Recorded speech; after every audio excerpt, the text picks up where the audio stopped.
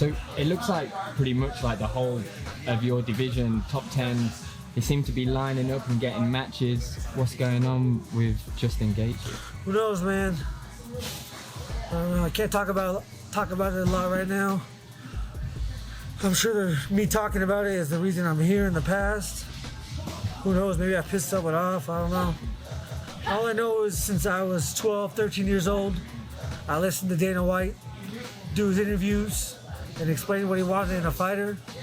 And I'm that motherfucker. And if I get disrespected, it's gonna be hurtful because I really bought into what that man talked about.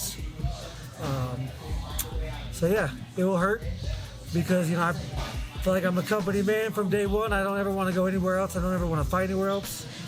But my principles are the most important thing to me. So we'll see what happens.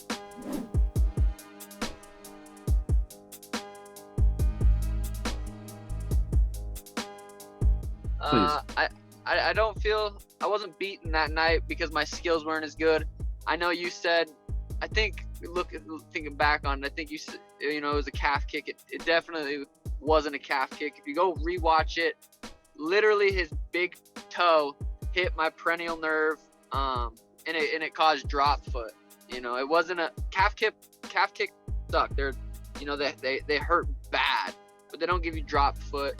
At least not when the first one. But I don't know. It was I didn't feel like I lost because my skills weren't better than his. I had a great training camp. Everything felt good. Just it happened that way. But I don't feel like I lost. And I've gotten a lot for saying that I'm mentally undefeated or whatever. But it is what it is. I'm excited to get back in there and go perform. I didn't want to. If I lost, I wanted to lose legit. I wanted to be like, damn, he was the better man. I just didn't feel like that. I went out there, and I felt good. I felt like I always feel in there. I feel unstoppable.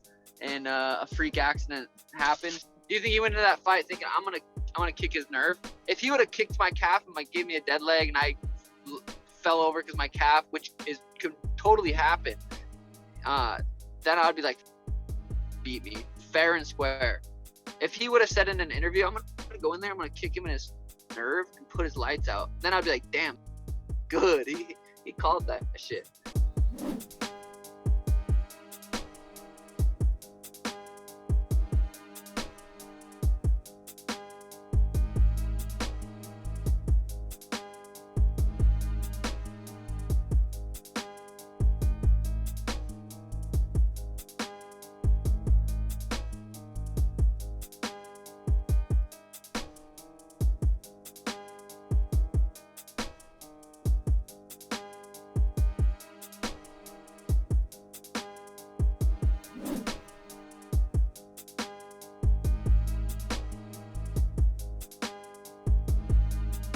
When you're at the top, you got a lot of opportunity, a lot of exposure. You got a lot of VIP, a lot of party, a lot of things you can get into. And I got into the lifestyle for a while. And, I think karma's real, and I think you got to pay the piper at the end of the day. So the story of a fighter getting to the top and then getting into the lifestyle, like you said, we've seen it time and time again. Do you think that's something you'll regret after this all done? No, because I'm here. It didn't kill me. It didn't take me away. It didn't decapitate me from the sport. And I think the story's better. The story's better when someone comes back. The story's better when somebody didn't quit. I'm 38 years old. I'll be 39 in a couple of days. And I'm still on top. I'm still fast. I'm still explosive. I'm still probably the best mind in our division as far as IQ and knowing what's going on. Like, even when I wasn't doing, you still can look in my eyes and know that I can see stuff. Why is he taking it? He can avoid that. You know what I mean? I'm still there. So for me, I don't regret it because I think everything is a part of the story. Everything is a part of the life. And like my mom said, you can't undo done. It's done. So what am I going to harp on it?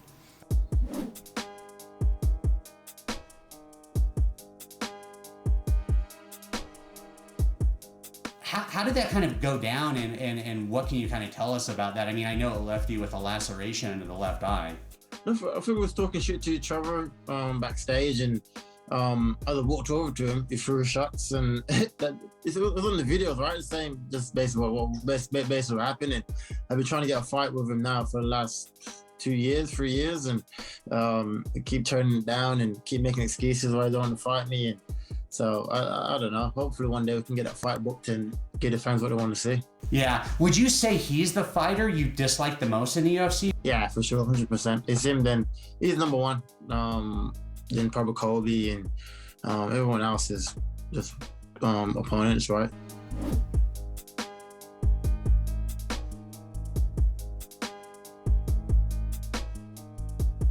It was kind of like weird. This was like a very weird moment of my career. So after that fight, I take a step back, trying to figure out, like, understand what's going on. What did I did wrong? What I missed? Why am I having all those blind spots? Man, he was just weird. He was just weird. I get in that octagon. I mean, sometimes I try to look that fight. I never watched the whole fight. Never watched the whole thing. Nah. But because I have it in memory.